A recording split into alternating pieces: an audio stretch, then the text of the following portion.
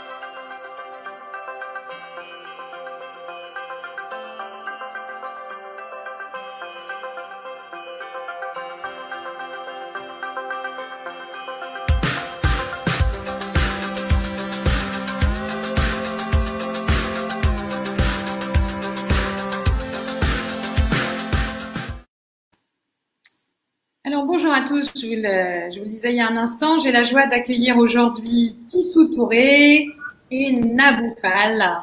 Bonjour mesdames, merci d'avoir répondu à mon invitation. Bonjour en direct de Conakry et d'Abidjan, mes deux amis. Je suis très heureuse de vous recevoir cet après-midi, surtout que c'est un sujet que vous avez choisi vraiment toutes les deux parmi plusieurs sujets que je vous avez proposés, donc je suis sûre qu'on va apprendre des choses vraiment intéressantes. Elles ont toutes les deux des expériences très complémentaires, autant dans l'entreprise que dans l'entrepreneuriat. Par contre, elles ont un vrai point commun. Vous avez face à vous, messieurs, dames, deux écrivaines. Donc, je suis très heureuse, dans le cadre de Corporate Women in Leadership, de recevoir Tissou et Nabou. Ce sujet donc de l'intelligence émotionnelle, on en parle beaucoup. C'est vraiment quelque chose aujourd'hui qui est très à la mode. On en parlera tout à l'heure. On a commencé à parler de ça dans les années 90 avec les travaux de Goleman.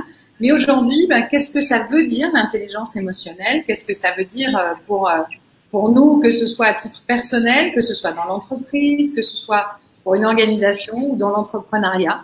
Donc, merci d'être là, tous nos auditeurs qui commencent déjà à nous envoyer des commentaires. N'hésitez pas à nous poser des questions, puisqu'on en parlera en ligne directement et on partagera avec nos deux superbes interviewés. Et je vais vous laisser la parole maintenant à vous, mesdames. Donc, ma première question pour démarrer cette interview, c'est vraiment votre définition à vous aujourd'hui de l'intelligence émotionnelle. Pour nous aider à comprendre ce concept, c'est quoi la différence pour vous entre le quotient émotionnel et le quotient intellectuel? Laquelle de vous deux a envie de commencer? Tissou? Je vais commencer. Donc, merci Valérie vraiment pour cette invitation. Merci à toutes les personnes qui nous suivent et merci à Nabou d'avoir aussi joué le jeu. Donc, on va essayer de partager une autre expérience. Et donc, pour cette première question, je dirais que, si, comme vous l'avez remarqué, dans le concept d'intelligence émotionnelle, il y a d'abord le mot intelligent qui existe depuis la nuit des temps et qui est réservé vraiment à quelque chose de technique, et le mot émotionnel qui existe aussi depuis très longtemps, depuis la nuit des temps, et est réservé à quelque chose qui est plutôt, je dirais, du cœur. Voilà. Donc, Nabou et moi, on va vous faire vivre une petite expérience pour que vous puissiez faire la différence entre le quotient émotionnel et le quotient intellectuel. Et donc, je vais demander à Nabou de se présenter. Bonjour, je suis Nabou Fall. Je suis ingénieur en informatique de formation et j'ai un master en finance. J'ai aussi un certificat en leadership de la Harvard Business School. Je suis coach certifié et j'ai une expérience de plus de 20 ans dans l'entreprise en tant que responsable marketing, directeur marketing et commercial et ensuite directeur général. Et depuis une dizaine d'années, je suis chef d'entreprise et je dirige ma propre entreprise qui est une entreprise de communication, de relations publiques et de communication transformationnelle. Voilà ce que je suis. Merci Tissou. À toi. Merci. Merci Nabou. Donc moi aussi je vais me présenter. Donc mon nom est Aïssatou Diallo Touré, mais tout le monde m'appelle Tissou. Je suis formatrice, j'adore la formation, c'est une de mes grosses passions. J'aime les hommes, je suis quelqu'un de très sensible. Je peux pleurer pour un rien. Avant j'étais très nerveuse, mais maintenant j'essaye de me calmer. Mais si vous voulez savoir qui est Tissou, Tissou, elle aime les gens, elle aime écrire, elle aime lire, elle aime discuter. Voilà qui est Tissou. Donc voilà, je me suis présentée, Nabou s'est présenté et je pense que vous avez dû noter une différence entre les deux présentations. Donc Nabou est allée vraiment sur l'écoute technique. Donc elle a utilisé tout ce qui est technique, tout ce qui la caractérise et vous avez écouté avec l'oreille. Elle a expliqué avec des mots ce qu'elle fait, ce qui la caractérise. Vous avez écouté aussi avec la tête, elle a argumenté, elle a essayé de vous faire comprendre son métier. Donc, elle a donné des idées. Et puis moi, je vous ai parlé avec mon cœur et j'ai essayé de vous transmettre des émotions et j'espère que vous avez pu ressentir les émotions que je vous ai transmises. Vous m'avez écouté avec respect parce que je vous ai parlé de mon essentiel, de ce que j'aime faire dans la vie, ce qui me caractérise vraiment. Donc voilà, j'avais vraiment pas besoin de vous convaincre parce que je parlais de moi, je parlais de mes passions et vous l'avez accueilli grâce justement à toute l'énergie que j'y ai mise pour vous convaincre. Donc là, on peut parler d'intelligence émotionnelle. Donc je vous ai parlé avec mon cœur et vous m'avez écouté avec votre cœur. Donc le savoir est dans la tête et le pouvoir est dans le cœur. Et on peut donc affirmer, après ces deux parallèles, que chaque salarié dans une entreprise est une personne avant d'être une mission. Et chacun d'entre nous, vous qui nous suivez, nous sommes toutes des personnes avec nos émotions. Donc, ce qu'il faut retenir après ça, c'est que dans les entreprises, cela doit démarrer avec ça, l'intelligence émotionnelle.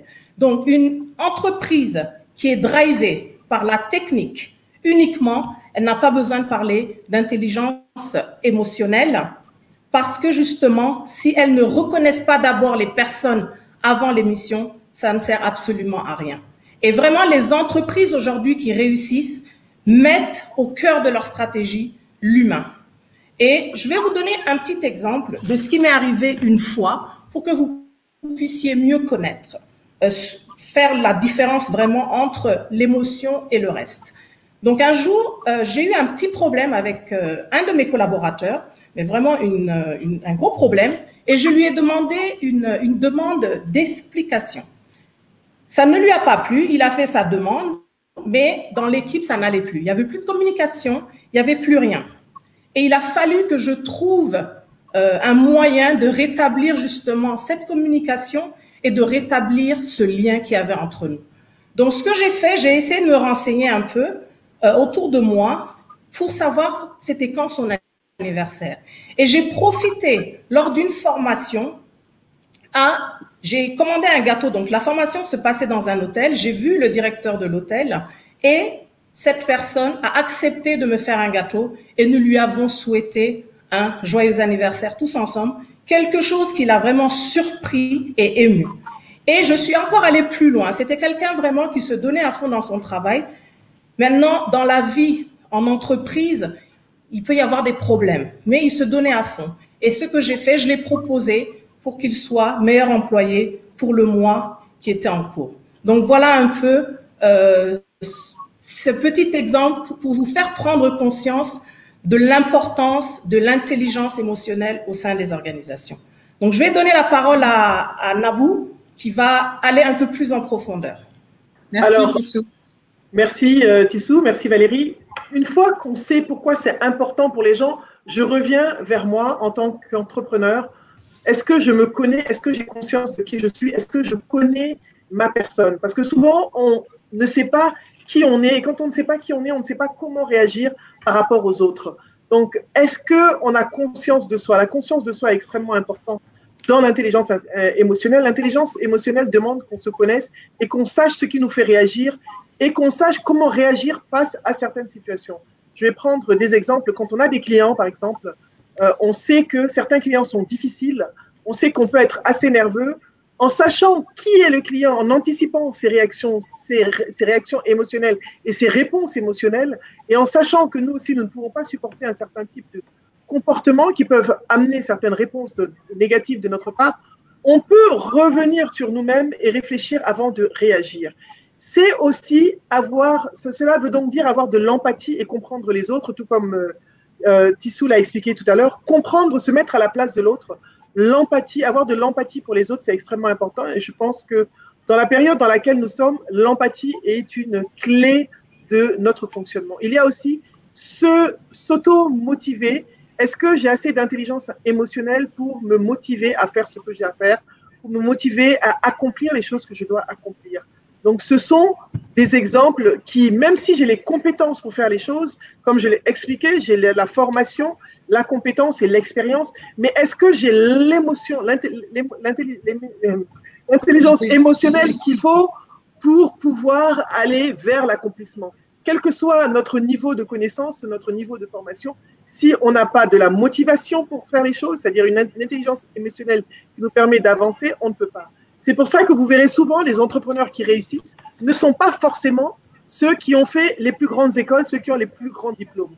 Il y a un moment où, moi je me rappelle, je vais juste dire ça, mon tuteur m'a dit, une fois que j'ai fini mes études, que j'ai eu mes diplômes, il me dit, écoute, mets tes diplômes de côté, oublie que tu as des diplômes, maintenant réfléchis différemment, utilise ce qu'il appelle le sens commun, le common sense.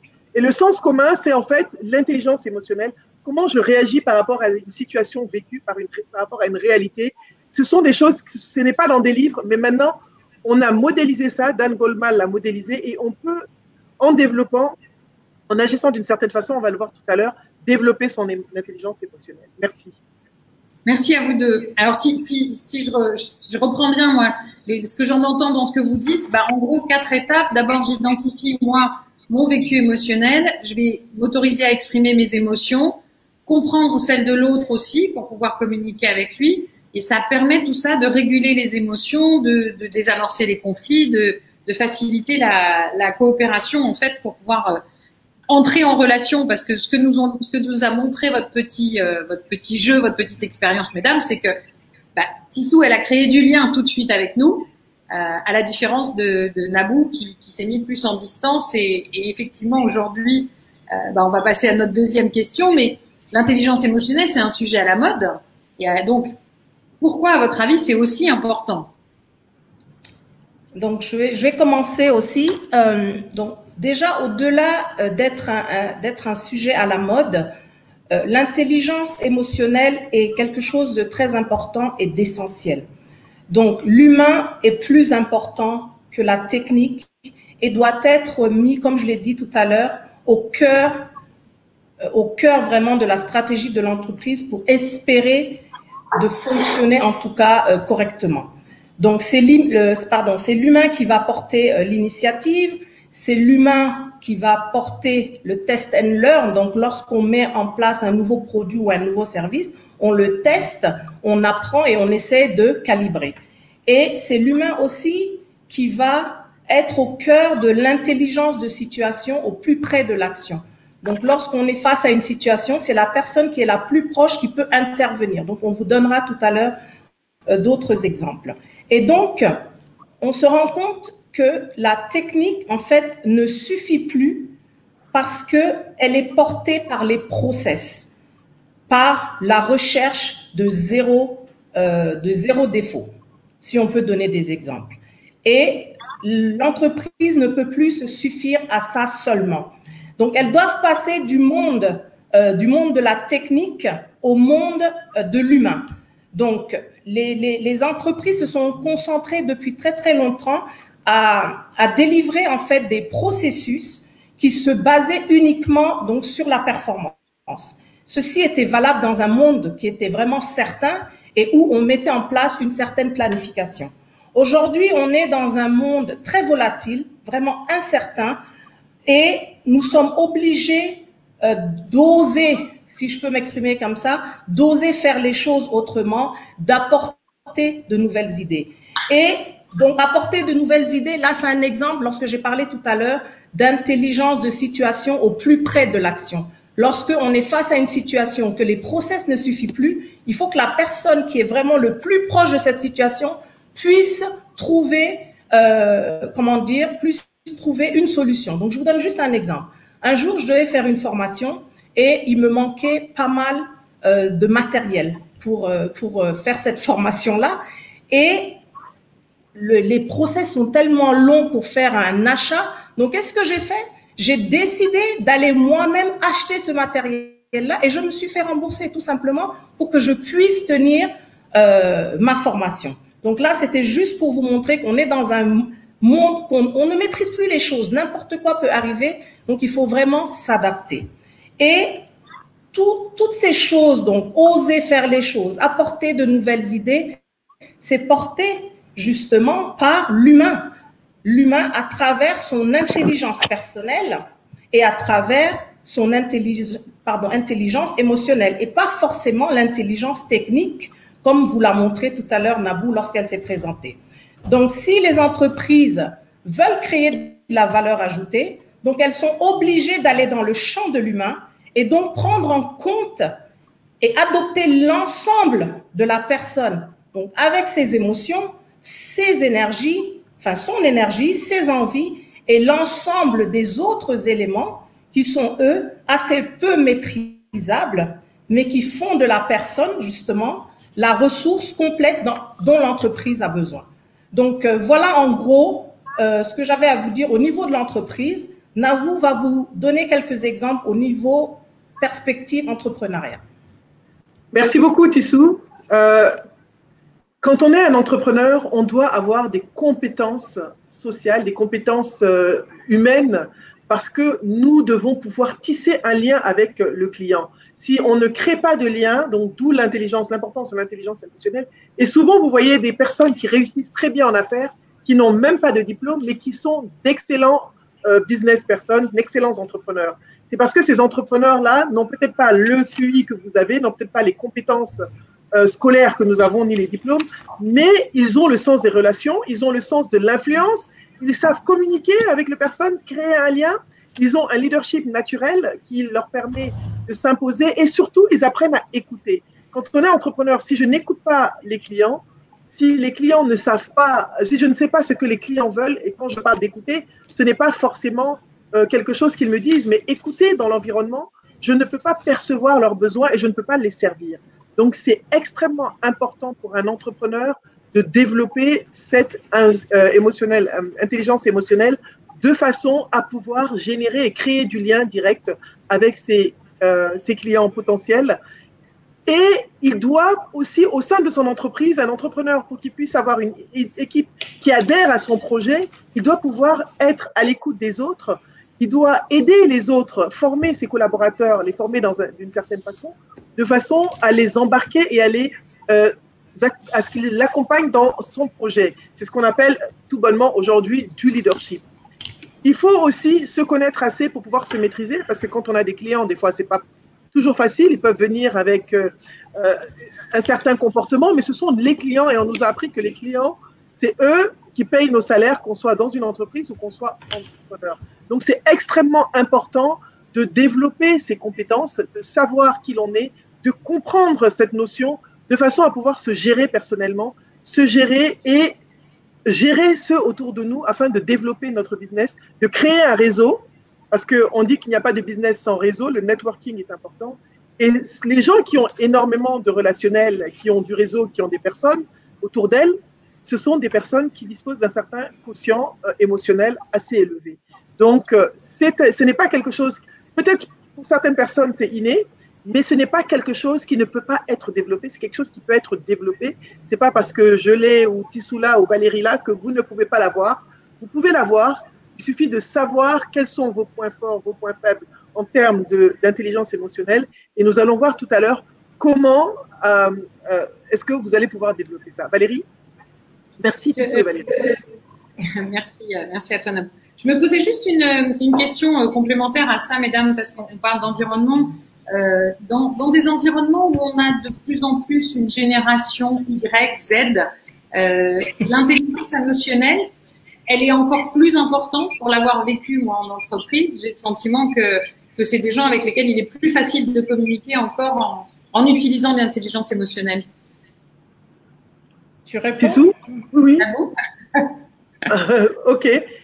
Bon, moi, je vais prendre l'exemple. J'ai 3 sœurs et j'ai 2 enfants. Donc, j'ai une sœur qui est née dans les années 80, j'ai 2 sœurs qui sont nées dans les années 90 et j'ai 2 enfants qui sont nés dans les années 2000. Donc, j'ai un peu toutes les générations dans mon environnement familial.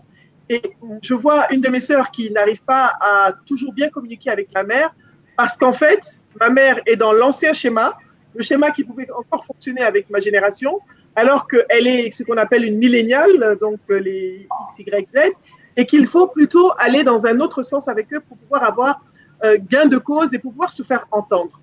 Pareil avec les enfants, quand le confinement a commencé, je me suis rendu compte qu'il y avait beaucoup de tension entre un de mes fils et moi, et j'ai compris qu'en fait, le stress que je ressentais, parce qu'on était enfermés, parce qu'on ne savait pas très bien, quand on est confronté à l'inconnu, on a peur, c'est humain, c'est tout à fait humain, on était tous, je pense qu'on a tous été dans cette situation en tant que personne, c'est normal.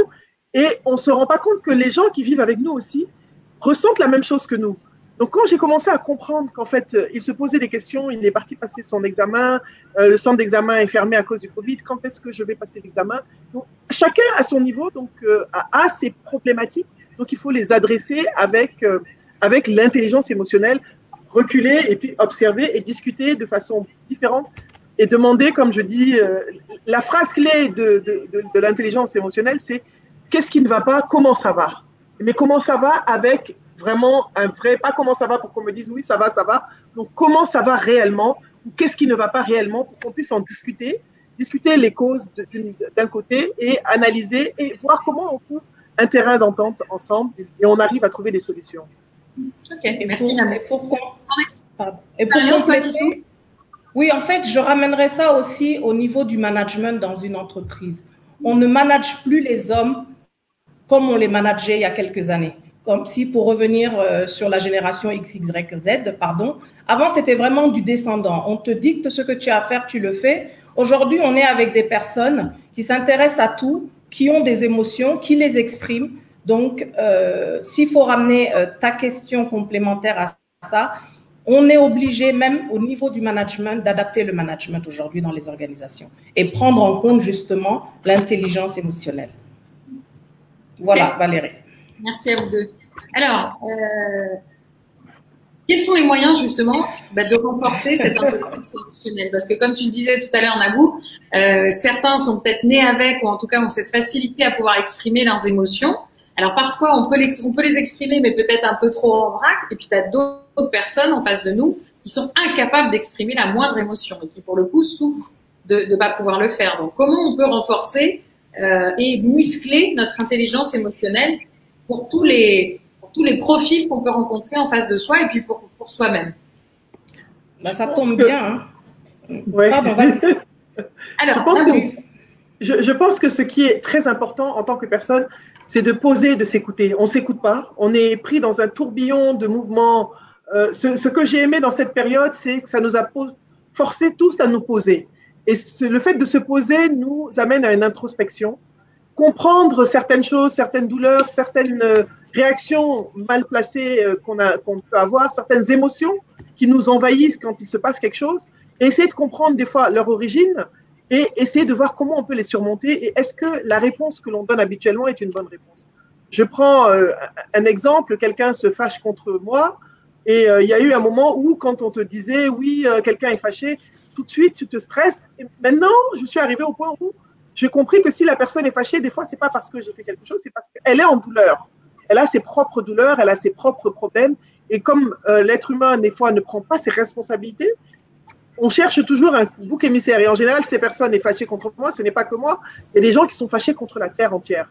Donc, il faut savoir que ces personnes ont des douleurs intérieures et peut-être qu'on est là, quand on est obligé de composer avec elles, de travailler avec elles, on est obligé de voir comment est-ce qu'on peut trouver une solution pour guérir ces douleurs en les approchant. J'ai beaucoup aimé ce que Tissot a dit tout à l'heure. La personne est partie, c'est quelqu'un de professionnel.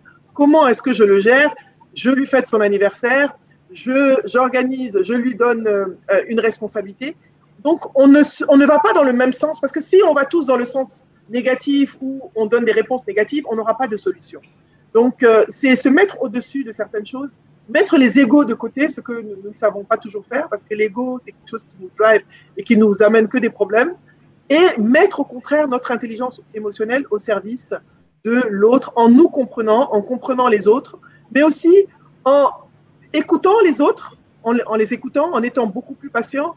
Il y a eu un moment dans ma vie où je pense que j'étais pas du tout patiente, j'écoutais pas autant que ça, mais on se rend compte que avec le temps, si on veut avoir du résultat, il faut tout le monde a des opinions et toutes les perspectives sont bonnes à prendre. Toutes les expertises peuvent, les perspectives peuvent apporter quelque chose dans une discussion, dans un groupe, dans une équipe. Donc c'est extrêmement important. Autre chose que je dirais, c'est des petits gestes simples, apprendre à faire attention aux autres. C'est-à-dire quelqu'un vous ouvre une porte, il n'est pas obligé de tenir la porte ouverte. Le fait de dire merci, l'éducation, mais vraiment l'éducation, le merci, le s'il vous plaît, le comment allez-vous, ressenti et vraiment sincèrement pensé et sincèrement dit, sont des petites choses que l'on peut pratiquer régulièrement et qui vont nous transformer et nous montrer qu'on n'est pas seul sur Terre, il y a d'autres personnes. Je me suis compris, certes, mais est-ce que je me mets à la place des autres? Est-ce que j'essaie de les comprendre? Et est-ce que j'essaie de comprendre pourquoi ils réagissent d'une certaine façon? Voilà. Merci Nabou. Alors j'en profite entre deux pour effectivement remercier tous les gens qui sont en train de nous suivre et les commentaires qui nous sont adressés. N'hésitez pas à poser des questions à Nabou et à Tissot, elles sont là aussi pour y répondre. Et donc tu parlais des moyens de renforcer son intelligence. Alors selon toi, Tissot, toutes les deux, vous avez dit avant, n'étais pas patiente, l'autre était colérique, et donc vous avez fait changer des choses. Donc Tissot, toi, t'es le moyen que tu vois pour renforcer cette intelligence. Donc je rejoins parfaitement ce que Nabou vient de dire. Il faut dès le départ, donc le point de départ, c'est d'essayer de se connaître. Si on ne se connaît pas, on ne peut pas cultiver son intelligence émotionnelle. Donc il y a beaucoup d'outils aujourd'hui qui sont partagés, qui sont connus, qu'on peut faire. Donc il y a déjà les tests. Tout ce qui est test psychologique. Donc moi, lors des formations en management que je délivre au sein de mon entreprise, je fais faire des tests pour connaître en fait le profil de la personne. Donc on peut faire des tests pour connaître son profil. Le profil, ça peut être je suis introverti, je suis extraverti, je suis plutôt porté sur le cœur ou la tête, etc., etc. Donc, lorsqu'on se connaît, mais l'importance aussi, c'est de connaître les personnes avec qui on travaille. Donc, ça, c'est vraiment la base. Lorsqu'on se connaît et lorsqu'on connaît les personnes avec qui on va travailler, c'est bien parti pour pouvoir bien collaborer. Ensuite, il y a aussi des tests, justement, pour connaître son niveau d'intelligence émotionnelle. Et là, par rapport au résultat qui sort, on peut faire des choses, et Nabou vous a donné des exemples, je vais vous en donner quelques autres, pour pouvoir développer cette intelligence émotionnelle qui est primordiale aujourd'hui pour pouvoir composer avec les autres. Donc, je vous donne un exemple. Déjà, lorsqu'on parle d'intelligence émotionnelle, ça veut dire qu'on est face à quelqu'un. Et c'est une relation qui doit se mettre entre deux personnes. Moi, dans mes formations, j'aborde un sujet que j'ai appelé les 3 petits pas de la relation. Qu'est-ce que les 3 petits pas de la relation? Ça veut dire tu es une personne, je suis une personne, je dois t'écouter et tu dois m'écouter. Donc déjà, le point de départ, c'est là, c'est le push et le pull. Je pousse, tu pousses, je pousse, tu pousses. Donc, la relation, dès le départ, doit être équilibrée. Il ne faut pas que ça soit que moi qui parle ou que toi qui parles. Donc, ça, c'est le premier point de départ. Le deuxième petit pas de la relation, c'est se dire, j'ai ma perspective et l'autre a sa perspective. Donc, Nabou vient d'en parler. Il n'y a pas que moi qui ai des idées. L'autre aussi en a et donc je dois l'écouter. Et la troisième perspective, le troisième petit pas, c'est le, comment on appelle ça? C'est être présent au présent. Qu'est-ce qu'être présent au présent? Là, je peux vous parler, mais peut-être ma tête est ailleurs.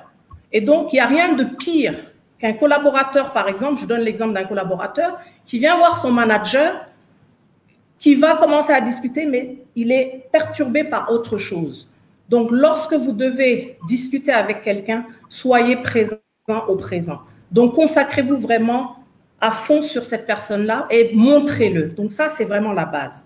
Ensuite, lorsqu'on a des situations de conflit, là aussi, il y a des choses qu'on peut utiliser. Par exemple, lorsque vous recevez un email est vraiment salé, évitez de répondre sur le coup parce que vous allez renvoyer exactement ce que vous avez reçu. Donc, qu'est-ce qu'on dit? Ne jamais répondre lorsque l'émotion est à chaud.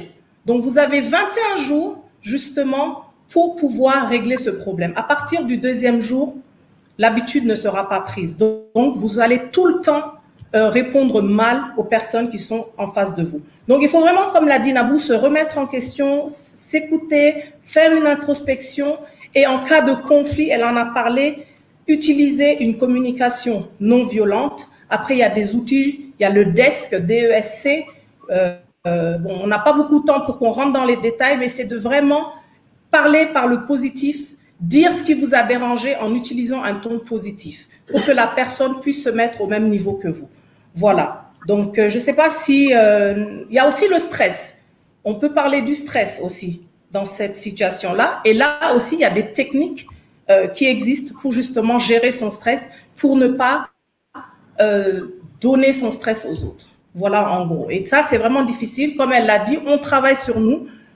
Moi, jusqu'à présent, je peux être stressée, je peux le transmettre, mon stress, mais il faut prendre conscience justement de ça. Lorsqu'on prend conscience de ça, c'est que comme ça qu'on peut développer son intelligence émotionnelle. Voilà. Merci.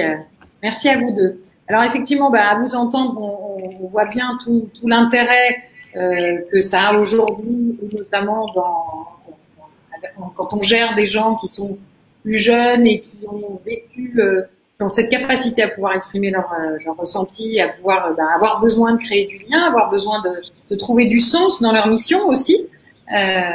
J'ai dans les commentaires qui nous sont déjà partagés, certains d'entre nous, certains des téléspectateurs nous disent que c'est l'implication de l'humain est importante dans la réussite de la démarche, important pour un entrepreneur de penser à développer, créer du lien avec des clients potentiels.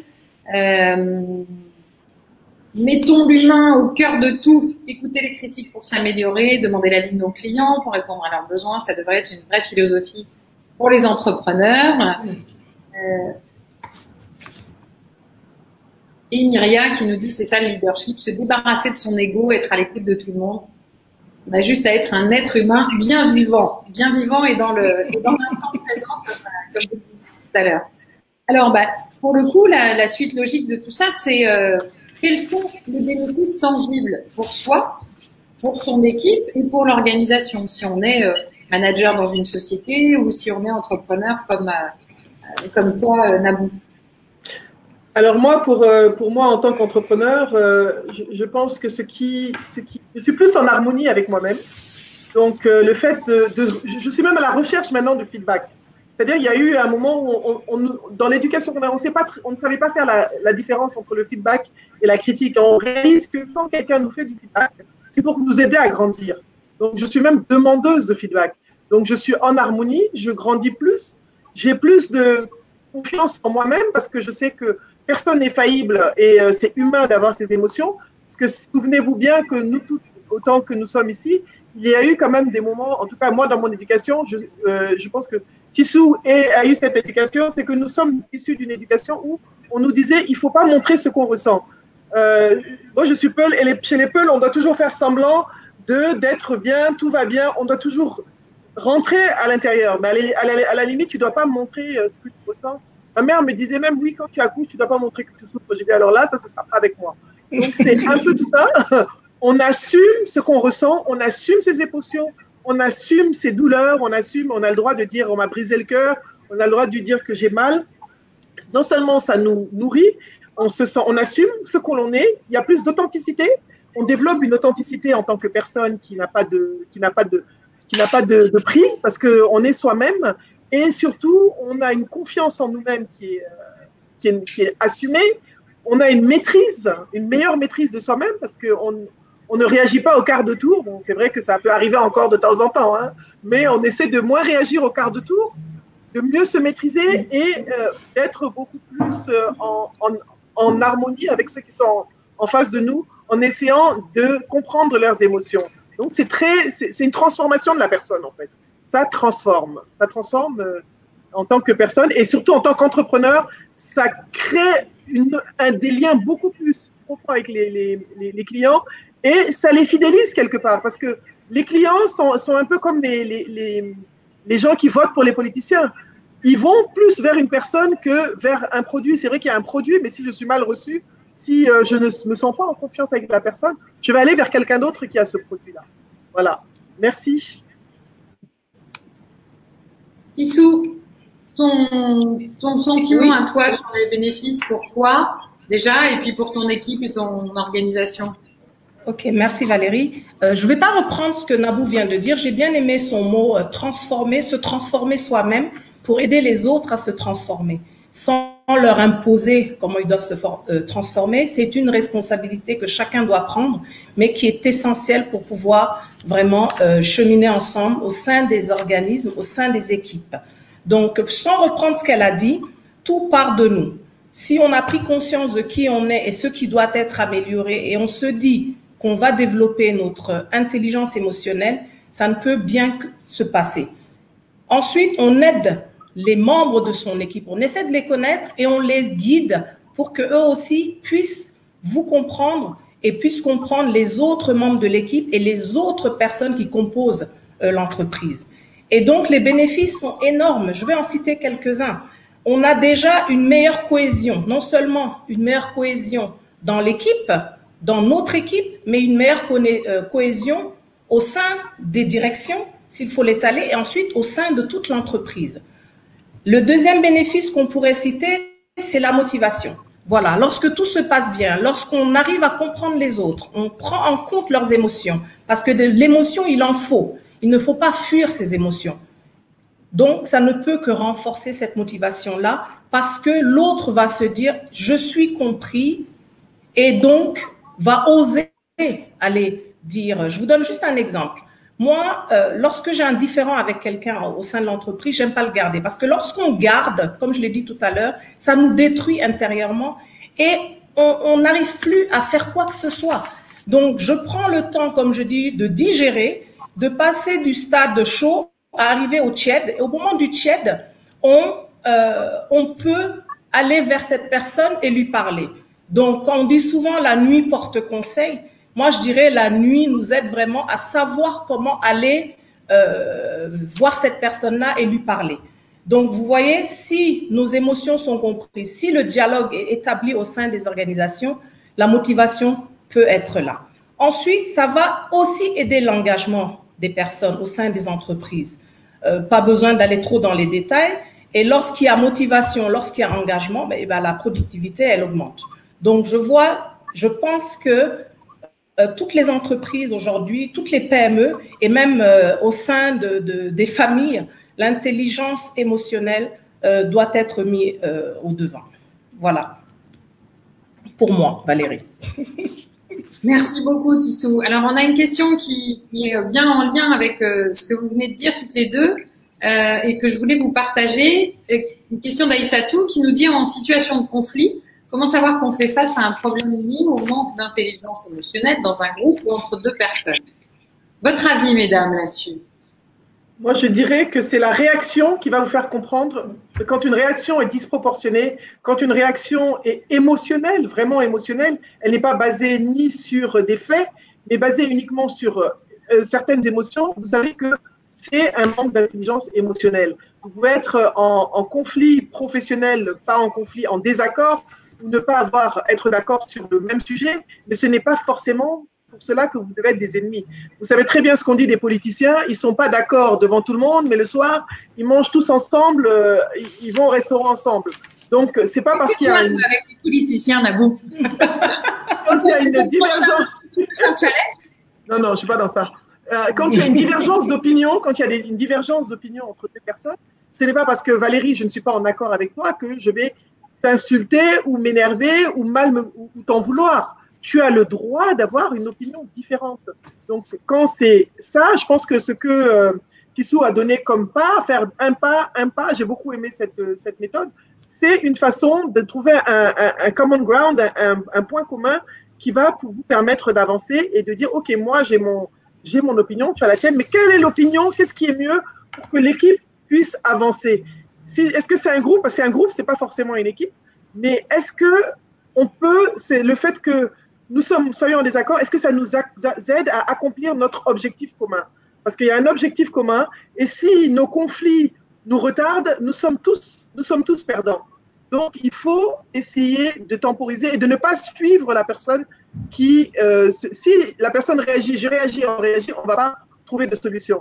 La personne réagit, je me calme et je reviens vers cette personne pour qu'on trouve un terrain d'entente et qu'on avance surtout vers l'objectif commun. Parce que la finalité, c'est quel est l'objectif que nous voulons atteindre? Est-ce que nous servons cet objectif en nous comportant d'une certaine façon? Ok, merci. Des choses, Tissou, que tu as envie de rajouter sur cette question? Oui, assez rapidement. En fait, lorsqu'on reçoit, pour répondre à Aïssatou Seydi, puisque c'est elle qui a posé la question, comment savoir qu'on fait face à un problème lié au manque d'intelligence? Elle l'a dit, c'est la réaction que tu auras. Donc, ce qu'il faut faire, c'est lorsque tu es face à ce genre de situation, ne réagis pas. Il faut que en fait, la plupart du temps, on reçoit ce qu'on donne. Mais l'intelligence émotionnelle, justement, doit inverser la tendance. Tu ne vas pas renvoyer ce que tu as reçu de la personne. C'est ta réaction qui doit déteindre sur l'autre.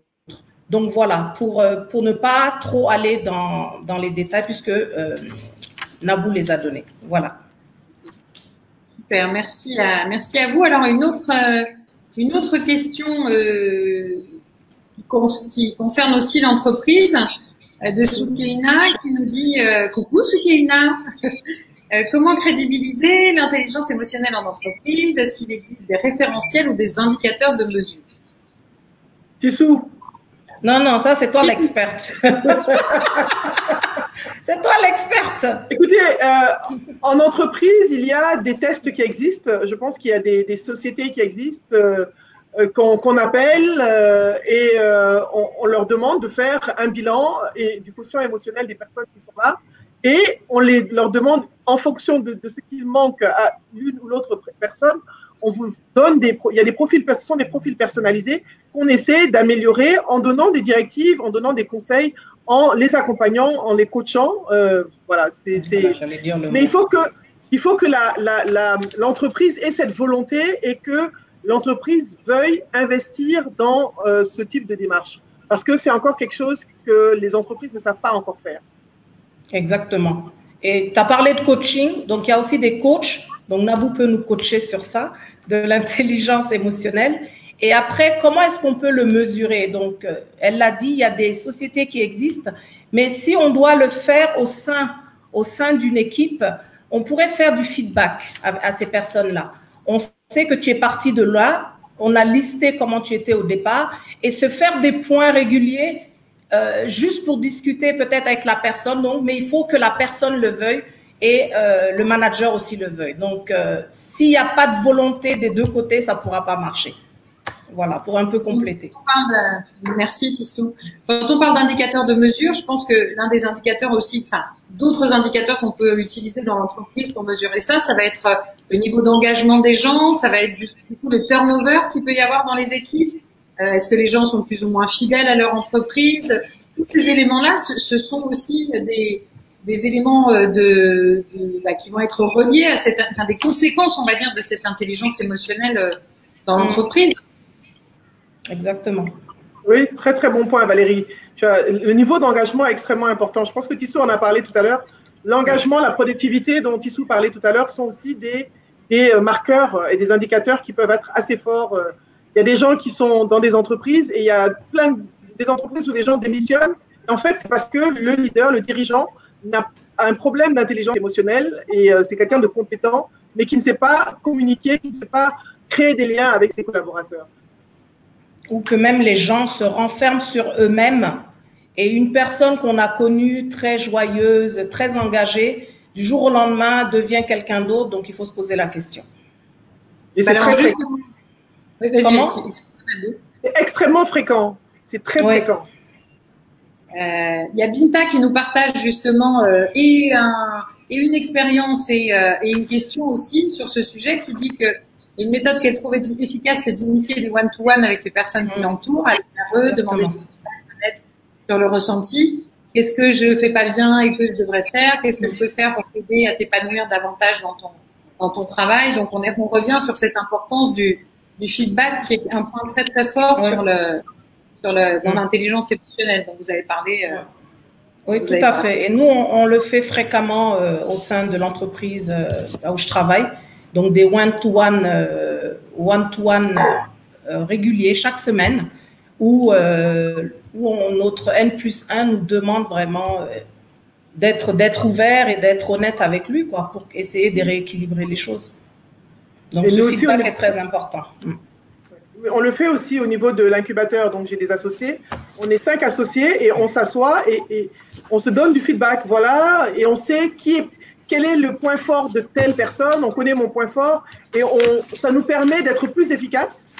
Je ne confierai pas une tâche X à Nabou parce que ce n'est pas le fort de Nabou. Astou ne fera pas ça. Fayel ne fera pas ça. Donc, on sait qui va faire quoi en fonction de nos points forts parce qu'on accepte nos points faibles, on en discute et on se donne du feedback régulièrement. Où est-ce que, voilà ce que je pourrais améliorer. Voilà, et on le fait de façon très ouverte et très positivement et sans rancœur. Et c'est ça surtout. Savoir que on s'aide à grandir mutuellement, en fait. Pour rebondir sur ce que tu disais aussi tout à l'heure, Nabou, une question pour vous deux. L'intelligence émotionnelle, dans tout ce que vous dites, c'est la remise en question et du coup, on combat son ego, puisque l'idée, c'est d'être à l'écoute et de pouvoir avoir cette capacité de remise en question. Je vais poser une question complètement pavée dans la mare. Est-ce que c'est genré l'intelligence émotionnelle? C'est-à-dire, est-ce que vous voyez ça plus facilement à mettre en place chez les hommes ou chez les femmes, ou est-ce que aujourd'hui on est arrivé à quelque chose où la question se pose plus? On aurait pu te répondre si on était des hommes. Je crois. Mais je pense qu'on peut répondre quand même.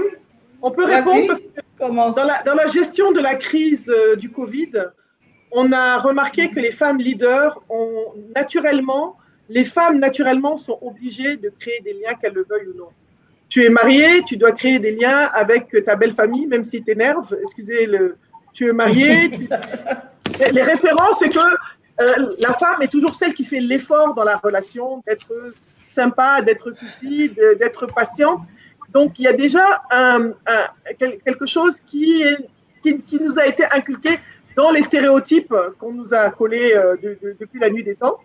Mais quand on a vu comment, moi j'aime beaucoup cet exemple de Jacinda Ardern, la première ministre de Nouvelle-Zélande, qui a utilisé l'empathie et la communication, qui a été extrêmement proche de sa population et qui a très bien géré la crise du Covid. Ça a été la même chose quand il y a eu l'attentat en Nouvelle-Zélande.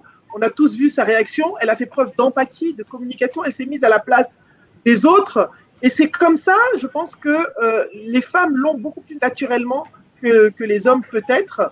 C'est pas, mais on peut l'avoir à un certain degré et on peut le développer. On peut avoir certaines compétences d'intelligence émotionnelle et ne pas en avoir d'autres en fonction aussi de notre vécu, en fonction de ce que l'on a appris et comment on accepte de grandir en tant que personne. Je pense que c'est aussi une décision personnelle et une introspection qui fait que, bon voilà, moi, je sais que pendant très longtemps, moi, je dirigeais des gens et je pétais un câble à certains moments et à un moment, je me dis, mais pourquoi je pète un câble comme ça? Qu'est-ce qui m'arrive? Je m'assois et je me dis, non, c'est pas correct, c'est pas normal que je réagisse comme ça. Donc, il y a aussi ça, qu'on accepte plus, nous, je pense que les femmes ont des égos moins des surdimensionnés, les hommes, mais quand les femmes ont des égos surdimensionnés, c'est insupportable. Mais on a quand même cette capacité à se remettre en question un peu plus. C'est un autre leadership. C'est pas, moi, je ne crois pas au leadership féminin. C'est une expression féminine du leadership, je pense.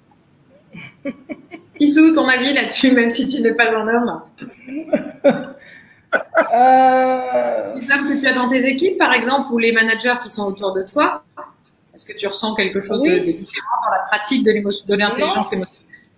En fait, ce qu'elle dit, c'est vrai. On arrive à encaisser vraiment beaucoup de choses. Et on est beaucoup plus intelligent pour pouvoir gérer une situation. Donc, lorsque je réfléchis à tout ce que j'ai vécu comme expérience depuis que j'ai commencé à travailler, c'est vrai que lorsque je suis en face d'un homme et qu'il y a une situation, par exemple, de conflit, ça ne va pas être la personne qui fera le premier pas, si je réfléchis à des exemples. Donc, je rejoins un peu… au début, je ne rejoignais pas Nabou, mais là, je pense qu'elle a totalement raison. Parce qu'on gère tellement de choses que, justement, on a intérêt à faire un travail sur soi. Mais ce que je pourrais compléter, c'est que c'est comme ça que je le ressens, peut-être que je me trompe, c'est qu'en prenant de l'âge aussi, on arrive à développer notre intelligence émotionnelle, on devient plus sage, entre guillemets, donc c'est plus facile lorsqu'on a un certain âge que lorsqu'on est très, très, très jeune. Après, ça s'apprend. Donc, c'est pour ça qu'il faut vraiment l'inculquer dès le plus jeune âge, dès l'enfance, pour que les enfants en prennent conscience, donc que ça soit garçon ou fille, et se dire que c'est nécessaire d'avoir ça pour pouvoir cheminer avec les autres, sinon ça ne marchera pas. Voilà. Okay. Et Valérie, je voulais juste ajouter une chose, c'est que ce que Tissou dit, c'est tellement vrai. Avec l'âge, on évolue, mais moi, je vois des personnes qui sont âgées, mais qui n'évoluent pas, hein, parce qu'il y a des personnes qui sont bornées, mais bon, ça, c'est autre chose. Mais je me dis, quand on est jeune, on se dit, quand on a je reviens toujours avec mes histoires de cœur, je suis désolée, quand on a une rupture, on se dit qu'on ne va pas survivre. Et puis, quand le temps passe, tu te rends compte que tu vis très bien et que tu t'en…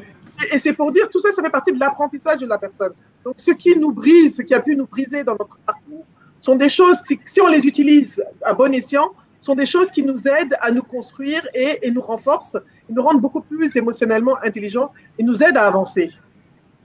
Et pour compléter aussi, c'est se dire, de prendre conscience qu'il ne sait plus je et le tu, mais c'est nous. Il faut composer avec le nous. On ne peut pas composer des éléments séparés. Donc, il y a Nabou, il y a moi, il y a Valérie, mais il faut prendre en compte l'ensemble et ne pas me prendre seul ou toi seul. C'est vraiment l'ensemble qui va former le tout. Enfin, l'individuel qui va former le tout. Donc, plus je, tu, mais nous.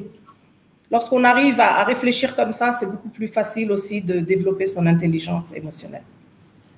Ok, merci pour… Alors, c'était pas ma minute féministe, mais c'est vrai que c'est toujours intéressant d'avoir… déjà, on est chez Corporate Women in Leadership, donc oui, parlons des femmes dans le leadership.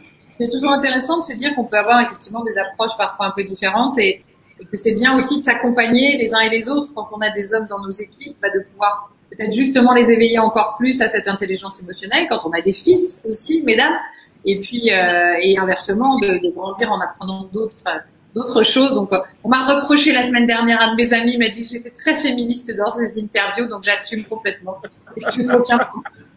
Et les femmes sont plus émotives, donc ça pourrait aussi expliquer ça. À l'inverse, effectivement, parfois notre capacité. Tu parlais tout à l'heure, Nabou, aussi de cette différence culturelle, enfin de ce poids culturel, c'est-à-dire aussi notre intelligence émotionnelle, on la cultive de partout là où on vient et que parfois on a eu cette éducation qui nous a interdit d'exprimer nos émotions. Donc chez les Peuls, mais ça marche aussi chez les Toubabs dans certaines familles. Chez moi, ça n'a pas marché. On est toutes les deux Peul et je confirme ce qu'elle a dit. Je confirme, hein? Ah bah, je suis Peul aussi, hein, et je comprends parfaitement ce que tu es en train de dire. Ouais. Alors, Amina, elle nous pose la question en demandant est-ce que l'intelligence émotionnelle et l'intelligence sociale, c'est la même chose? Alors, Évidemment. l'intelligence sociale fait partie de l'intelligence émotionnelle. C'est une des composantes de l'intelligence émotionnelle qui est le rapport avec les autres dans la société. C'est l'une des composantes de l'intelligence émotionnelle. Donc, quand tu as une intelligence émotionnelle que tu développes, ton rapport social avec les autres devient plus intelligent, entre guillemets, parce que tu seras beaucoup plus flexible, beaucoup plus à l'écoute, meilleure communicatrice, tu vas créer des liens avec les personnes parce que tu les auras écoutées, tu auras compris ce qui les touche, ce qui les intéresse. Et c'est une des composantes de l'intelligence émotionnelle. Exactement. Okay. Tissou, des choses que tu as envie de rajouter? Non, c'est parfaitement ce qu'elle a dit. C'est vraiment l'intelligence sociale va nous permettre de comprendre l'environnement dans lequel on évolue. Donc, non seulement les individus, mais aussi face à une situation. On peut être en situation de crise et donc il y a les individus qui vont composer cet environnement-là. Il y a la crise même ou la situation sur le moment. Donc, et notre intelligence émotionnelle va nous aider justement à pouvoir gérer cet environnement-là qui est composé par les autres et par la situation. Merci beaucoup à vous. Une question encore donc qui s'adresse à vous deux. Pendant cette période de Covid-19, quelles ont été les innovations en matière d'intelligence émotionnelle? Il y a beaucoup de choses. Enfin, il nous est tombé dessus quelque chose auquel personne ne s'attendait, une crise sanitaire mondiale qui a changé complètement notre quotidien du jour au lendemain. Donc, est-ce qu'il y a des choses particulières que vous avez envie de partager avec nous, des expériences, des choses où vous avez été obligé de faire appel très vite à votre intelligence émotionnelle? La gestion du stress, on en a parlé? Oui. Vas-y, Tissou, vas-y. Commence, s'il te plaît. Oui, je vais partager un peu comment on a évolué, en fait, lors de cette crise-là. Donc, ce que nous avons instauré, c'est que nous avons fait des points très réguliers avec les équipes. Donc, à la DRH, par exemple, on se parlait avec le DRH plusieurs fois dans la semaine pour savoir vraiment comment tout le monde était, parce qu'il y a eu beaucoup de stress. Mais ce qui s'est passé plus particulièrement avec moi, j'ai suivi énormément de formations. J'ai suivi, par exemple, une formation sur le team building et le trust building pour savoir comment est-ce qu'il faut gérer ces équipes à distance lors de cette période de Covid. Et on m'a mis à disposition des outils justement pour pouvoir, comment est-ce que je peux dire ça? Donc vraiment faire des activités à distance pour maintenir l'équipe et aussi en même temps développer son intelligence émotionnelle. Voir comment l'autre se porte, voir comment il vit la situation et lui apporter un soutien. Donc, je ne sais pas si ça répond un peu à ta question, mais il y a eu énormément de choses. On a collaboré donc par le digital, on a fait des points réguliers. Il a fallu s'intéresser à l'autre s'il avait besoin de parler, s'il avait besoin de se confier. Voilà, donc pour rester vraiment dans le milieu professionnel. Donc, Moi, je dirais du point de vue personnel, il y a eu plus d'intelligence émotionnelle parce qu'on allait plus vers les personnes qu'on n'a pas vues depuis longtemps, qu'on n'a pas entendues depuis longtemps pour essayer de savoir comment est-ce qu'elles vont, dans quelle situation elles se trouvent, parce que tout le monde ne faisait pas face à la situation de la même façon. Il y a des personnes qui, au bout de 2 semaines, 3 semaines, comme moi, commençaient à se dire, bon, ça va. Il y a des personnes qui, jusqu'à présent, ne supportent pas la situation ou sont angoissées. Donc, il y a eu plus de main tendue vers les amis, plus de main tendue vers la famille, vers les gens avec qui on travaille, de façon à juste demander comment est-ce que vous allez, comment est-ce que vous supportez les choses. On a aussi créé quelque chose, je fais partie d'une association donc, qui s'appelle Coaching for Africa. On a pu créer des webinars et des formations gratuites. On a fait plusieurs événements comme ça, où on a essayé d'accompagner des gens sur plusieurs sujets qui pouvaient les aider. On a essayé de partager, de donner ce qu'on pouvait pour aider les gens à traverser cette période. Et cette façon de donner, c'était aussi une façon pour nous de guérir et de supporter le stress. Parce que je pense que c'était une façon, pas seulement de le faire, mais aussi pour nous-mêmes.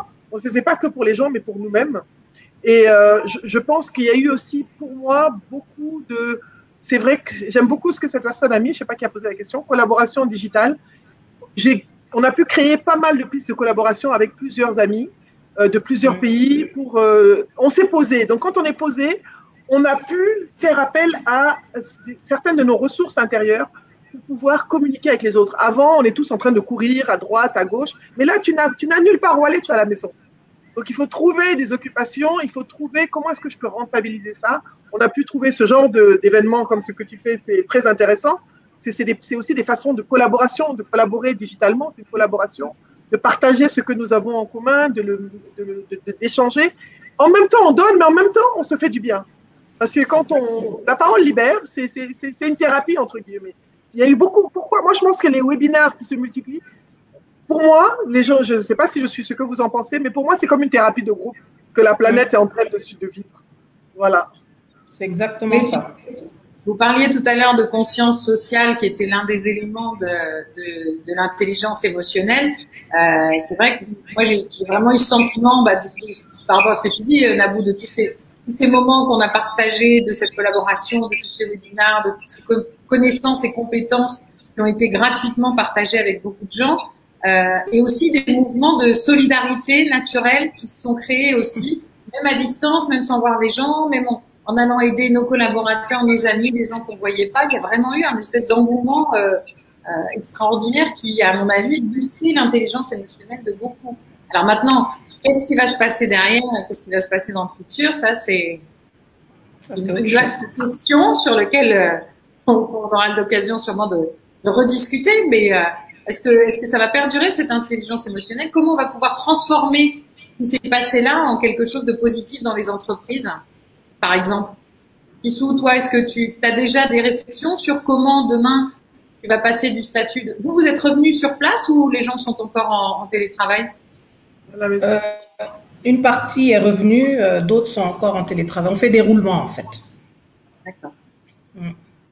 Est-ce qu'il y a des choses, justement, par rapport à ce qui s'est passé, que vous allez pouvoir réutiliser dans l'entreprise, à ton avis? Ah, ça, on espère. Bon, comme ce n'est pas mon entreprise, je préfère ne pas trop dévoiler ce qui va se passer en interne. Mais j'espère, en tout cas, que tout ce que nous avons pu,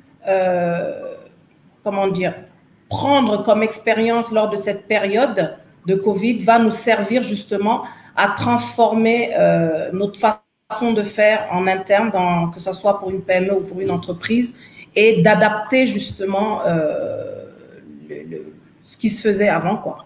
Donc, j'espère vraiment pas. Si on prend le télétravail, on se rend compte, moi par exemple, le télétravail, tout le temps, ça m'a épuisé, mais je me rends compte que c'est quand même nécessaire pour équilibrer vie professionnelle et vie privée. Donc, j'espère que une grande partie des entreprises mettront le télétravail dans leurs moyens de fonctionnement habituels, quoi, si je peux dire ça. Oui, Nabou, toi, ces expériences-là, justement, en termes d'innovation, parce que les gens ont été obligés de s'y mettre, là, ils n'ont plus eu le choix sur le télétravail, par exemple. Oui, moi, je me suis rendu compte que ça te force, parce que tu es dans une situation où soit tu te lamentes sur ta vie, et tu te dis, écoute, j'ai pas de business, ça marche pas, soit tu te prends en main et tu te secoues, et le fait d'accepter, de se dire, bon, ok, on m'accepte, tu te secoues, et tu pivotes, parce que je pense que c'est important de pivoter et de se dire, ok, comment est-ce que je vais utiliser cet outil pour continuer à avoir une vie normale, continuer à travailler normalement? Ça fait que je gère des projets à distance. Je suis assise là, je gère, mais c'est très épuisant parce que tu peux être... Ah, on t'a envoyé un mail. Bon, tu peux même pas te laver parce que si tu n'as pas relu le mail alors que tu étais dans la douche, ça devient un problème. Donc, il y a aussi un équilibre à trouver dans cette façon de travailler. Mais ça ne m'a pas empêché de faire ce que j'avais à faire, de continuer à fonctionner. Au début, si, parce que j'étais comme tout le monde, j'étais totalement comme un légume. Au début, on ne savait plus quand est-ce que c'était le jour, quand est-ce que c'était la nuit, quand est-ce que c'était le matin, quand est-ce qu'on était en pyjama, quand est-ce qu'on était habillé. Il faut se dire la vérité, tout le monde est passé par là. Exactement. Tu es en pyjama et puis il est 17h, je suis encore en pyjama, tiens, c'est pas possible. Donc je pense qu'on est tous passés par cette petite période un peu compliquée et puis à un moment où tu te dis, c'est pas une façon de vivre, il faut que finalement on se reprenne en main, mais c'est tout à fait normal, il faut être passé par là pour pouvoir, c'est humain. Ce sont les émotions aussi, parce il y a eu une disruption, un shift, et on ne pouvait pas s'adapter. Comment est-ce que je vais faire? Qu'est-ce qui va se passer? Mais là, on se rend compte que grâce à l'outil digital, on peut continuer à exister, à fonctionner et à faire les choses. Mais je pense que l'avenir, ce sera peut-être une approche blended, mélangée, quoi, entre le digital et le physique. Exactement. Le physique, voilà. Du figital, comme on dit, du figital. Voilà, et je pense que c'est important. Ça nous a appris vraiment à être plus humains. Quand tu écris à quelqu'un, c'est plus pour dire j'ai besoin de ça. C'est comment vas-tu d'abord? Dans cette période, comment vas-tu? C'est important. C'est vraiment important. Il y a une question, je te laisse gérer la question, Valérie. Il y a plusieurs questions qui viennent notamment sur les outils. Alors, il y a une question que je vous partage tout de suite et après, il y a plusieurs demandes de vous de partager des outils que vous pourriez connaître. Mais je vous partage la question d'Adeline. Si vous travaillez avec votre mari, comment pouvez-vous éviter de lui donner un avis professionnel sans le faire se sentir incapable ou émotionnel? Alors, on va dire son mari, Adeline, il n'y a que toi. Non, il faut tenir compte de notre contexte culturel, de la réalité. On ne peut pas, s'il y a des façons de parler aux gens, on peut dire à quelqu'un, je ne dis pas de faire ça, qu'il est imbécile, on peut dire à quelqu'un qu'il est un imbécile sans avoir à lui dire des mots méchants. Mais ça, c'est juste un avis, c'est juste la façon dont vous allez le faire. Si vous venez dire, écoute, ce que tu dis, c'est n'importe quoi, en effet, il va se sentir incapable, il va mal se sentir. Donc, ça dépend de comment vous communiquez avec la personne. Il y a aussi une façon de dire les choses, d'être calme. Je suis désolée, c'est votre mari. Je n'ai pas dit d'être une carpette, mais il faut être stratégique. Je dis toujours, les femmes doivent être stratégiques. C'est de la stratégie, c'est pas être une carpette, c'est être stratégique et savoir quand le dire, comment le dire et comment faire passer le message. Et vraiment, ne pas le dévaloriser aussi. C'est pas parce que vous avez un avis différent ou que vous avez raison sur quelque chose que la personne est moins intelligente que vous. C'est uniquement parce que vous avez des points de vue divergents. Donc, c'est à vous de vous asseoir et d'être stratégique. C'est vous qui le connaissez. C'est vous qui savez à quel moment on peut lui parler et il va écouter. C'est vous qui savez comment lui parler et il va vous écouter. Et c'est vous qui savez encore mieux que tout le monde quelles sont les choses qui le hérissent. Et malheureusement, dans notre éducation, dans notre culture africaine, et même en Occident, les hommes, quand on leur dit quelque chose, les femmes, genre, femme, tais-toi, quoi. Mais il ne faut pas le laisser arriver là. Et souvent, d'ailleurs, les hommes, quand on leur fait une remarque, ils font semblant de ne pas écouter et après, ils reviennent avec votre idée comme si ça venait de lui et puis il vient, il t'explique. Ça, c'est la spécialité des hommes en général. Ils adorent ça. Faire genre, ils ne t'écoutent pas et puis après, tout d'un coup, tu ne comprends pas et ton idée devient son idée. Donc, à la limite, ce n'est pas grave. Vous ne cherchez pas à avoir la paternité d'une idée ou de quelque chose. Voyez qu'est-ce qui fait que vous pouvez avoir un bon terrain d'entente. Je suis pour la paix des ménages. N'est-ce pas, Adeline? Je suis pour la paix des ménages. Donc, c'est le conseil que je vais donner. Ça ne sert à rien de créer des conflits inutiles parce qu'on pense avoir raison, l'autre a tort. Ça ne n'apporte rien. Ça va apporter de la tension et des énergies négatives dans votre quotidien. Autant faire avec quelque chose de constructif en étant positif dans votre façon de communiquer. Tissou, tu ne parles pas, hein? Tissou, tu as tout dit, hein?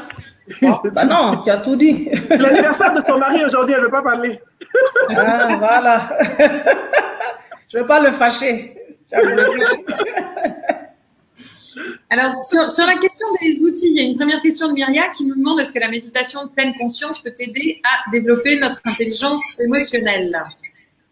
Déjà, il faut la pratiquer, la méditation pleine conscience. Il faut savoir aussi la faire.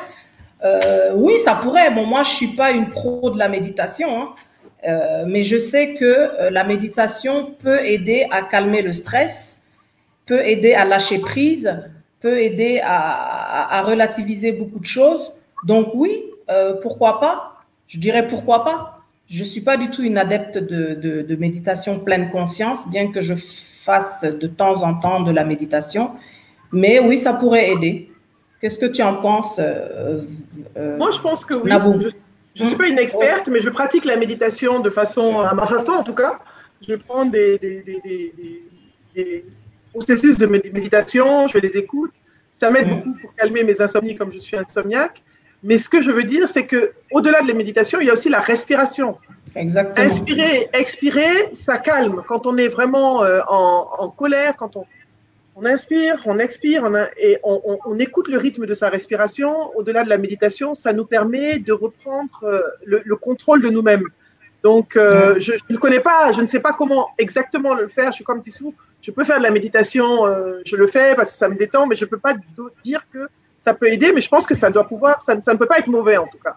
Je ne pense pas que ça peut être mauvais de faire de la méditation. D'ailleurs, que si on fait méditer tous les enfants de 7 ans aujourd'hui, en 2 générations, il n'y aurait plus de guerre et plus de conflits partout dans le monde. Allez, je ne suis pas sûre de ça, mais bon.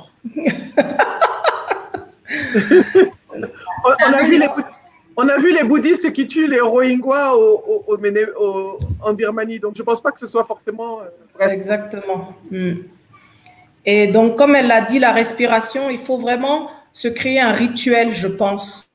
Lorsqu'on a pris conscience qu'il faut qu'on travaille sur soi et qu'on doit développer notre intelligence émotionnelle, je pense que tous les moyens sont bons. Comme elle l'a dit, la méditation, oui, pleine conscience. On peut faire des séances de respiration. Donc moi, je me suis fait des rappels où je fais de la respiration 3 fois par jour. Mais il y a aussi un autre outil qui est la visualisation, qui est très utilisé par les sportifs. Donc tu visualises là où tu veux te retrouver. Ça aussi, ça pourrait aider.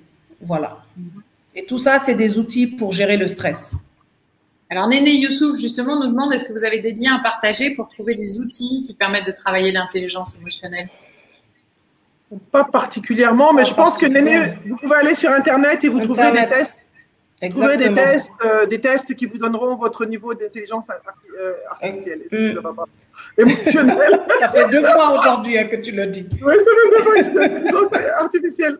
Votre niveau d'intelligence émotionnelle et il y a beaucoup de lectures que vous pouvez trouver. Moi, j'ai bien aimé le livre de Dan Goldman. Dan Goldman a un test online. Quand on achète son livre, je l'avais acheté il y a quelques années aux États-Unis, il y a un test qui vient avec le livre. Donc, vous pouvez aller regarder online Dan Goldman. C'est lui qui a lancé ce concept, qui l'a vulgarisé, popularisé, disons. Donc, je ne sais pas si on peut écrire dans le chat, si tu peux écrire Dan Goldman, son nom, et puis, le QA. Je pense que Néné Youssouf, allez chercher le nom de Dan Goldman et vous allez voir, il a des tests très intéressants. J'ai acheté ce livre il y a quelques années et il y avait un test qui venait avec. Voilà, Dan Goldman. Merci beaucoup. Voilà. Et au-delà aussi des tests, il y a beaucoup de vidéos. Il y a des spécialistes dans l'intelligence émotionnelle. Et tu peux aussi mettre, Valérie, Bernard Flavien, qui est vraiment un spécialiste. Et attends, je me rappelle plus du nom. J'ai mis Stephen Covey, la 3e voie. Oui, tu parlais tout à l'heure j'ai mis Stephen Covey. Exactement. Parce que c'est l'une de mes lectures phares, Stephen Covey, la 3e voie. Tu parlais tout à l'heure, Nabou, de chercher une voie intermédiaire. Et toi aussi, Tissou, tu parlais de passer du je au tu au nous. Pour moi, la 3e voie, c'est le livre fétiche à lire pour ces sujets-là. Et un livre aussi que j'aime bien, et je ne sais pas si c'est de l'intelligence émotionnelle ou pas, mais c'est un livre qui est qui aide vraiment, surtout dans nos environnements, c'est les 4 accords Toltec de Don Miguel. Ah, ouais. C'est que j'allais en parler. Donc, tu vois, les grands esprits se rencontrent, mes soeurs, mesdames. Et tu as une autre, il y a Brené Brown. Ah oui, Vulnerability. Voilà, elle aussi. Et, vous voyez, vous avez des idées en fait, mesdames. Donc, il y a le pouvoir de la vulnérabilité, la force de l'imperfection, etc. Donc, c'est des. Et elle a même un TEDx, hein. Brené Brown, vous pouvez voir son TEDx. Elle a un très bon TEDx qui est même sur Netflix. Elle a une conférence sur Netflix aussi. Ouais, extraordinaire. Ouais, tout à fait. Je vais regarder son TEDx. Okay. Mais elle fait du bon boulot. Brené Brown, c'est vraiment aussi quelqu'un qui. Et puis, allez regarder souvent. Le Oprah Sunday Soul, il y a plein d'intervenants qui font des choses hyper intéressantes, qui sont super, qui ont écrit des livres, qui parlent de choses qui nous amènent à un autre niveau de conscience au-delà de la chose, quoi. Au-delà de ce Aujourd'hui, que tout nous est connaissons. accessible. Exactement. Voilà. C'est vraiment très, très accessible et tout le monde peut atteindre un certain niveau d'intelligence Exactement. émotionnelle ou un niveau dans Exactement. d'autres domaines. Voilà. Exactement. Je pense qu'il y a beaucoup de gens qui font des choses intéressantes et il faut ouvrir notre champ des possibles en nous ouvrant à toutes ces Voilà. pensées qui sont disruptives, qui sont peut-être pas en accord, qui sont pas différentes des choses avec lesquelles on a tous grandi, mais qui nous permettent de penser différemment et de shifter un peu nos perspectives par rapport à nos environnements et par rapport aux gens. Et après, il ne faut pas se mettre une trop forte pression en disant qu'on va développer assez, mais sur un claquement de doigts, notre intelligence émotionnelle.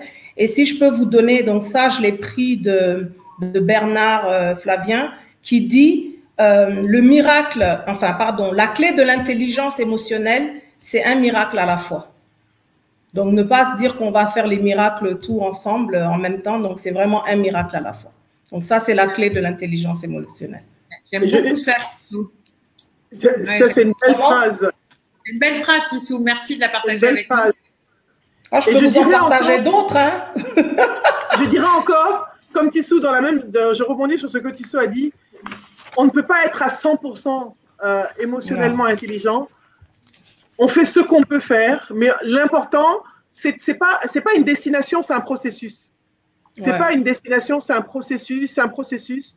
On va avancer et c'est un processus d'être émotionnellement intelligent. Peut-être qu'aujourd'hui, je le serai moins, mais c'est comme un muscle. Si je le travaille pas, si je laisse tomber, ben, je vais perdre en intelligence émotionnelle sur certains points. Donc, c'est vraiment j'ai beaucoup aimé ce que tu as dit, ne pas se mettre de pression, mais aussi savoir que c'est un processus, ce n'est pas une destination. Quand on se donne des deadlines, on se dit que c'est une destination, c'est là où on se trompe et on met maintenant l'ego devant parce qu'on veut arriver à être quelqu'un qui est super émotionnellement intelligent alors qu'on ne l'est pas. Et là, on perd son intelligence émotionnelle. Voilà, c'est vraiment un processus. C'est un processus d'apprentissage, c'est un processus d'expertise, d'expérience. Le fait de voyager, de sortir de votre zone de confort, c'est un outil. Aller dans des zones où aujourd'hui, là, on ne peut pas aller en vacances quelque part. Aller au village. Non, mais c'est vrai, ça a l'air bête. Mais sortons de notre zone de confort. Ça nous met une pression. Et ça nous met une pression et ça nous force à nous adapter. Allons dans des pays qui sont complètement différents. Rencontrons des gens qui sont complètement différents de nous. Ouvrons la porte à des choses. Sortons de notre réseau traditionnel et essayons de découvrir d'autres personnes. Et tout ça, ça contribue au développement de l'intelligence émotionnelle. Et donc, sortir de sa zone de confort aussi. Ouais, je pense que c'est important. Très important. Et d'ailleurs, il y a Bernard Flavien qui, si je peux partager avec vous une autre réflexion, il dit que là où il y a de la gêne, il n'y a pas de plaisir. Et en fait, l'intelligence émotionnelle ne s'intéresse pas justement à la joie. Elle s'intéresse à où ça ne va pas et qu'est-ce qu'il faut faire justement pour sortir de cette zone-là. Donc, et il a donné un exemple avec le couple, qu'au début, lorsqu'il y a le mariage, c'est 20 sur 20, et après 5 ans, ça passe à 17 sur 20. Pourquoi? Donc, il faut s'intéresser, il ne faut pas se dire, on ne motive pas, pardon, une équipe en essayant de comprendre, comment est-ce que je peux l'expliquer? Il faut vraiment savoir pourquoi ça le démotive et ne pas dire, ne pas aller chercher. Donc, il faut aller vraiment vers les causes racines. Donc, les 3 points qu'on a perdus en 5 ans, qu'est-ce qui a bien pu se passer? Voilà. Donc, l'intelligence émotionnelle et comment les récupérer, si ça doit être récupéré. Oui, donc, parce que vous parliez d'être positif tout à l'heure dans le feedback aussi. Qu'est-ce qu'on fait pour essayer de le récupérer? Peut-être qu'on n'y arrivera pas, comme tu disais, peut-être que c'est pas le récupérer, mais en tout cas de le tourner plutôt dans ce sens-là, d'aller vers quelque chose de positif, même dans la gestion des relations qu'on va avoir aussi avec cette conscience sociale et ce qu'on peut, comment on va pouvoir appréhender nos relations avec les autres. Exactement. Et vraiment, en rebondissant, vraiment avoir cette remise en question permanente de soi-même. Parce que souvent, quand il y a un problème dans une relation ou qu'elle soit professionnelle, qu'elle soit commerciale, quand on met l'ego devant, c'est pas de ma faute, c'est l'autre qui a tort. Mais quand on recule et qu'on se remet en question, on peut se rendre compte que finalement, moi je me rappelle qu'il m'est arrivé quelque chose dans ma société. C'est vrai que la personne qui a fait la malversation est responsable de m'avoir pris de l'argent, mais quelque part, c'était de ma faute parce que peut-être je n'ai pas fait assez attention, je lui donnais trop de latitude. Donc, il y a toujours une remise en question à faire par rapport à une situation pour éviter de recommencer. Mais si on rejette tout de suite la faute sur l'autre, on ne se remet pas en question et donc on peut refaire la même erreur une fois, 2 fois, 10 fois. Au Canada, il y a j'ai lu récemment qu'il y a une chef d'entreprise qui a mis en place dans l'entreprise la célébration de l'échec. Et en fait, à chaque fois qu'il y a un échec qui est rencontré par ses équipes, tout le monde boit un coup parce que c'est une occasion de fêter ça pour trouver ensemble une solution. Donc à chaque fois, du coup, ça met beaucoup moins de pression sur l'échec parce qu'à chaque fois qu'il y a quelque chose qui se passe pas bien, et ben on célèbre et puis on va retravailler sur la solution qu'on va construire ensemble. Donc c'est aussi une façon d'envisager l'intelligence émotionnelle comme un pas positif et vers l'autre et vers soi. Et l'intelligence émotionnelle, j'ai perdu mon écouteur. L'intelligence émotionnelle va nous dire aussi de faire en sorte qu'un problème reste un problème et pas une difficulté. Parce que lorsqu'un problème est un problème, il est en dehors de nous. Et lorsqu'il est à l'intérieur de nous, ça devient une difficulté. Et justement, l'intelligence émotionnelle nous aide à ne pas transformer un problème en difficulté. Et c'est ce qui ronge. Et c'est ce qui va faire que les gens dépriment, vont être très dépressifs, faire un burn-out, etc., etc., etc. Donc, vraiment, garder le problème au stade de problème. Bien. Alors, on a eu vraiment, je remercie mes deux invités, tous les auditeurs. Je pense que vous avez passé comme moi un moment fabuleux en leur compagnie. Avant de clôturer, mesdames, moi, je voudrais juste que vous me donniez en quelques mots le petit conseil ou ce que vous avez ressorti de ce moment qu'on a passé ensemble, que vous auriez envie de communiquer, le dernier message que vous avez envie de communiquer à vos auditeurs. Tissou. Moi, je vais toujours rester sur Bernard Flavien. C'est quelqu'un qui m'épate. Et le message que j'aimerais laisser à toutes les personnes qui nous ont suivis, c'est de dire, vu qu'on est dans l'intelligence en fait émotionnelle, ça veut dire qu'il y a quelqu'un en face de nous. Et il nous dit quoi? C'est qu'un ennemi, c'est quelqu'un avec qui on n'a pas pris le temps de déjeuner. Donc cette phrase est très très très profonde et ça en appelle à l'attraction. Donc ça veut dire lorsqu'on est en conflit avec quelqu'un, déjà se remettre en question et essayer de comprendre l'autre pour pouvoir l'accueillir et essayer de régler les différends. Voilà, tout simplement. Pour moi. Super. Moi, je vais revenir. Vas-y, Nabou. Vers la personne. Je vais plutôt revenir vers la personne et soyons à l'écoute de nos peurs, de nos angoisses, qui sont les créateurs de nos émotions. Et n'ayons pas peur de notre histoire. Notre histoire, elle n'est pas forcément belle. Et on n'est pas parfait. On a eu des hauts, on a eu des bas. On a été construit, on a été blessé. Et c'est tout ça qui fait que nous sommes plus forts. Et c'est ça qui nous construit et qui fait de nous la personne que nous sommes aujourd'hui. Je vais faire l'analogie avec l'art de la résilience japonaise, qui est le kintsugi, qui est un vase quand il est cassé au Japon, on le répare avec des fils d'or, qui fait que le vase, on ne cache pas les brisures, mais on les voit, mais le vase est encore plus beau parce qu'il est cassé. Donc, prenez vos émotions, écoutez-vous, soyez à l'affût de ce que vous ressentez. Ce n'est pas mauvais de ressentir des choses, même négatives. Vous pouvez rencontrer être dans une situation et dire, tiens, je suis envieux, pourquoi est-ce que je suis envieuse? Tiens, je ressens ça, pourquoi? Quelle est la raison? Posez-vous des questions. N'hésitez pas de faire une introspection personnelle régulièrement. Posez-vous des questions. Il y a des émotions qui sont désagréables. Laissez-les venir à vous, mais essayez de les comprendre pour pouvoir les corriger, pour pouvoir les rectifier, pour pouvoir rectifier ce qui fait que ces émotions-là, vous les vivez. Donc, soyez à l'écoute de vous-même. Écoutez-vous. Quand vous vous énervez pour une raison et après vous vous rendez compte, c'est pas valorisant de s'énerver, mais on est humain et on peut pas être tout le temps zen. Essayez de vous poser des questions et essayez de trouver les raisons pour lesquelles vous êtes énervé, vous avez réagi d'une certaine façon. C'est un processus, n'oubliez pas, ce n'est pas une destination. Chaque jour, essayez de faire un petit pas, comme a dit Tissou, un miracle à la fois, un miracle à la fois. vous ne pouvez pas tout faire, mais le simple fait d'être là, de nous écouter, c'est que ça vous intéresse et que vous vous ouvrez à des choses différentes et que vous ouvrez votre champ des possibles et votre horizon pour pouvoir en savoir plus et pour pouvoir évoluer et grandir au sein de la famille, au sein de la société et au sein de vos entreprises respectives. Se poser les bonnes questions. Très important.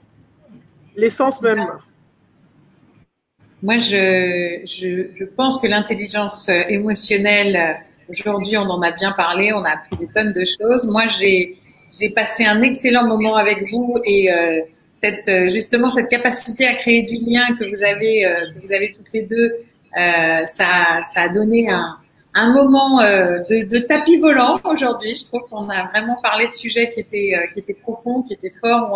On a amené du vrai contenu à nos auditeurs. Donc, je vous remercie toutes les deux pour votre générosité, pour le travail que vous avez fait en amont de préparation, parce que je sais que non seulement on en a parlé ensemble, et puis que vous avez toutes les deux travaillé. Donc c'est vraiment un bonheur pour moi de travailler avec des femmes qui sont aussi professionnelles, toutes les deux, parce que je vous connais à titre perso, mais là, dans ce moment, dans cette interview-là, je vous remercie encore plus parce que c'est un vrai plaisir de pouvoir vous interviewer toutes les deux. J'ai passé un moment délicieux.